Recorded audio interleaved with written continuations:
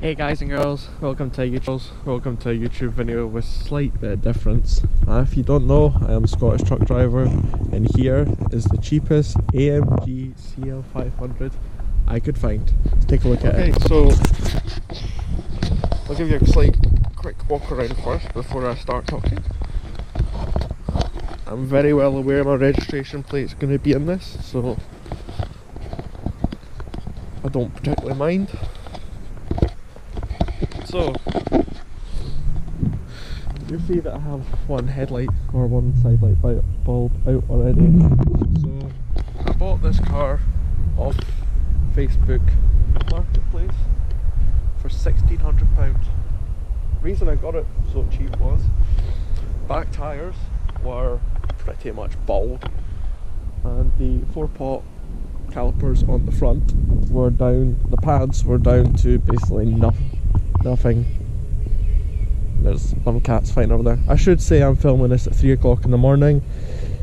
I've been playing about with trying to film this with the coronavirus at the moment. I thought doing this when I was on my way to 24-hour supermarket to get some food. If I did this now, I'm not going to be near anybody and I'll keep myself sort of isolated, so that was the thought process behind this. I do have shopping in the boot. Anyway, so the car is black. We have 18-inch AMG alloys. The car is in alright condition, to be honest, for what it is. I mean, if you go up quite closely to it, you'll see all the holograms, scratches, etc. that are in it. The car is going to go off to get detailed. It was meant to get done before the coronavirus hit, but unfortunately coronavirus hit, so, and that brings me on nicely to my next point. It does need a little bit of welding on the front driver's side, so there's a tiny little hole. Apart from that, other things that's wrong with it: interior lights. The sunroof does leak and it causes water to go down into the interior light, so it's fused those. Got a bulb out at the back. Apart from that, she is an absolutely lovely car. Always loved this style, just with the sleek design at the back. It just makes, it's got such an awesome presence, it stands out. And the hydraulic suspension as well, which when I got it didn't work, but after going to my car wizards, I'm going to call him a car wizard like Hoovies, it actually does work now. So what I'll do is I give it a fire up and you should be able to hear it.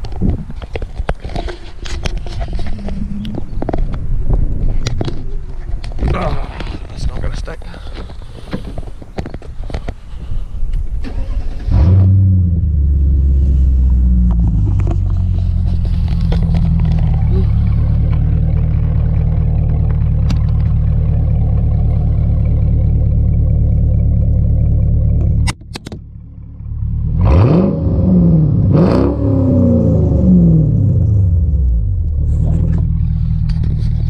Apologise about that.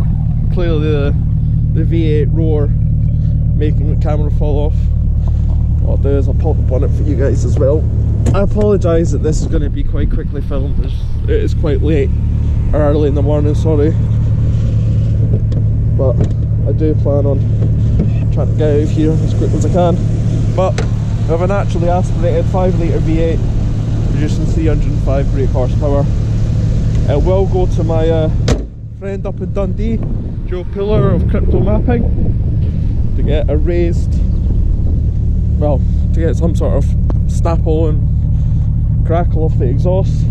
It's a little bit more overrun, but I think that's enough of the outside. As you can see, it does have a back box delete, so instead of the two really restrictive back boxes, it has basically just straight pipes using the factory tips. You can see there, thanks to Kevin Waddle of Waddle's Welding. I think any car in the central belt of Scotland, certainly towards Edinburgh side, if it has an exhaust, it's probably been done by Waddle. So yeah, the other feature I like as well is these windows. We have pillarless doors. Hey, Right, okay, so we're here's now the side inside and, the car. show you about. And the biggest issue that I have with this car is this display. Really big pain in the arse.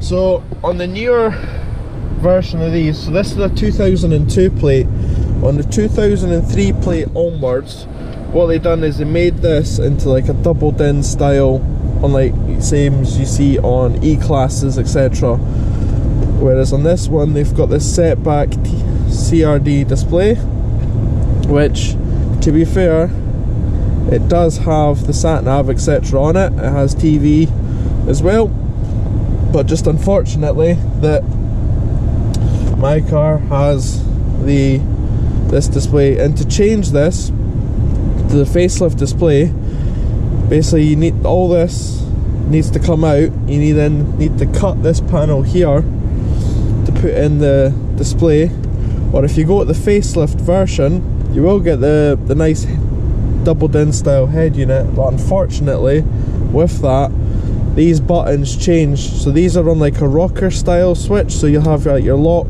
and unlock. The newer version just has one touch buttons, which is a bit annoying to be honest. But so got a nice big glove box here for carrying all your junk. This car does have a full service history, thankfully.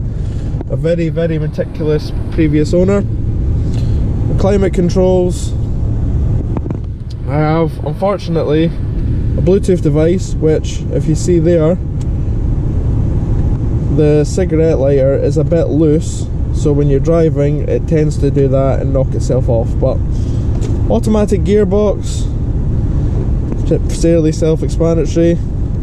So up here, traction control, always good to turn off some points. No, it's quite scary to be honest. The air suspension, so we've got the first one here and then the second level. So if we take outside of the car now, you'll see that the air suspension is all the way up. Sorry, it's not air suspension, it's hydraulic suspension.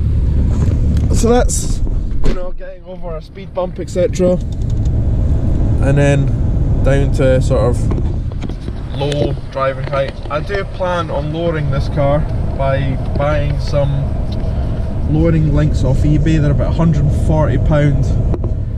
I think they're the bigger, so basically the car thinks it's sitting higher than what it usually does and compresses the hydraulic suspension. So when I first got it, that didn't work. It's been to my car wizard, Phil of PLA Autos in Bathgate. They've had the car running, filled the oil, reset the system, seems to be fine. Of course this is a Mercedes and only uses a standard, or only uses a quite expensive and very exclusive hydraulic fluid. ABC suspension, I can confirm that works really well. Door unlock, and then we have here the headrest for in the back. So if you can see back there, press that and they go down. Unfortunately they don't go back up again, so I've now got to change that. Tow mode, so if the car gets towed, the alarm. And then the park assist beepers. My front right beeper doesn't work, so unfortunately it goes off all the time, so I need to order another one of those. As regards to the display, standard coolant temperature, petrol, speedometer, rev gauge, and you can see there that I'm missing a side light bulb and a tail light bulb. But apart from that, she is a thirsty girl on fuel, as to be expected by a naturally aspirated 5-litre V8. But you don't buy these sort of cars for the fuel. You buy them to enjoy, and as I said, I've always liked this shape and this style, so I thought, why not? Maybe a potential investment, who knows. Heated seats, it's just a really nice place to be. So my plans for the car, I do say I'm lowering it. I want to remove the centre mufflers or resonators, just to give it that bit more of a throaty roar. And at the moment it doesn't really have what I'm looking for. It's kind of too quiet. Nice set of wheels. I do have plan on getting the back 3 windows tinted. it's just a car to really enjoy and, you know, kind of make my own. And the money pit Supra's imminent bound, so I probably shouldn't be spending that much money on this. But I thought this was maybe a brief look into, you know, something different from my channel. You know, why not? So what I'll do is I'll crack the windows, put the GoPro on. Hopefully the sound does sort of do justice, and you can hear what this thing does sound like. I did have the heating on there because it is rather cold at the moment. So right, I'll crack the windows, put this on, and see what this picks up.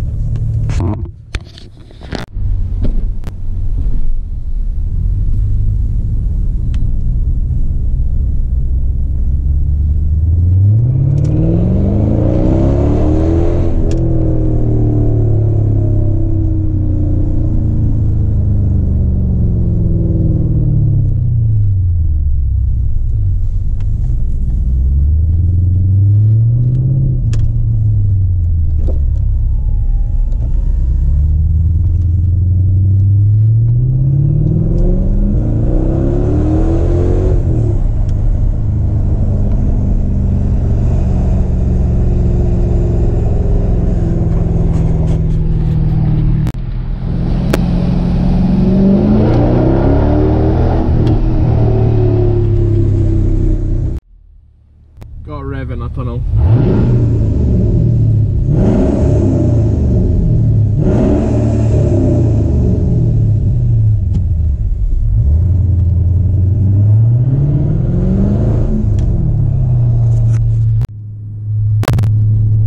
So yeah, that's a brief little in-look or look at my car. As I said, I know that the registration plate is going to be on show on this. I'm not really that bothered, considering that every motorist sees your registration plate, so for me, I don't really mind it being on there. Yeah, it's just something different for the channel. You know, I don't really go out and drink or do drugs. I never really was like that as a kid. I've always spent my money on cars, so for me having a really nice car was sort of bred into me from my father that had a chauffeur drive business, and we always used to drive Mercedes. It's one of my first jobs that I ever did, so this is where, you know, I like the Mercedes brand. And for £1,600 for a V8 Mercedes, I can't really complain at. So today is Tuesday. This was meant to be my last 4 on 4 off day, and unfortunately I was just told that there wasn't enough tractor units available, so I was just told come back in on Saturday. So from now till Saturday, I don't know what I'm going to do. Probably not a lot, to be honest. I did try and do a Euro Trucker Simulator video, and mine's kept crashing over and over and over again, to the point that I got fed up. And then when it did eventually work, I still have a Windows 7 PC, so trying to find a video software that would shoot video for Windows 7, and then I think I had the same problem as DD, considering I couldn't get my audio to sync up with video. It was just an absolute pain. I haven't got the patience for it.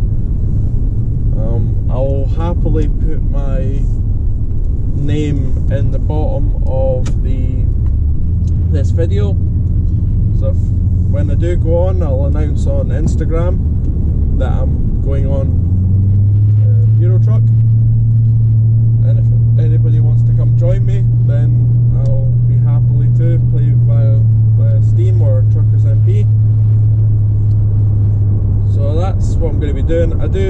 I'm starting to play a little bit more of Call of Duty. I should explain that I am not the kind of guy that usually sits at home and plays video games. I think this is the first time my PS5 month and a half, 2 months, maybe even longer than that. I think it was the end of November was the last time that it had been on properly and I played on it. So this is, you know, obviously special circumstances with the lockdown. I do hope that everyone is obviously fit and well and, you know, keeping to their distances that they need to. As I said, I wanted to film something like this, and I figured that if I did it really late at night when there isn't many people about, I'm already going to the shopping centre that's literally a 2-minute drive from where I just was, to get my necessities. I'm out of the way of everybody and it's only just me, and I'm going back home, not going anywhere that I don't need to go. So yeah, that was the thought process behind it. It is still an essential journey because I needed food, I needed milk, etc. I would show you the boot of this, but it is filled with shopping and it is also filled with my stuff for going away, so like my sleeping attire, washing kit, etc. So that's going to pretty much wrap it up for this video, guys. Once again, it was just meant to be something short, something different, and something a bit more unique to my channel than just the simple HGV vlogs. So I'm going to try and edit this quite well since I've got a lot of time to do it. I can only apologise about the GoPro falling off the bumper. I don't have the proper windscreen mount or mounts for the GoPro. I'm actually using my phone mount with the GoPro. Do I have one in the pocket? Yeah, I do. With that attachment hooked onto the end of it, and it's surprisingly secure. That's how I did the time lapse in the last video. I put it on that. I'm very well aware that in the last video the time did not sync up with the microphone, or the audio didn't sync up with the video. I don't know how to change that.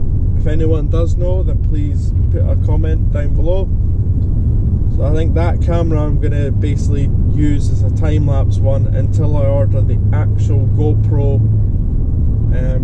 microphone adapter that goes to like a 3.5mm, as the one that I ordered is the wrong one, and after a Hero 5, was it Hero 4, they changed it to basically couldn't use an external mic without its adapter. But anyway, guys, I have been the Scottish Truck Driver. I hope you've enjoyed this video. Please consider giving it a like if you can. We've just hit over 800 subscribers, so thank you very much, and I'll hopefully see you in the next video. Peace.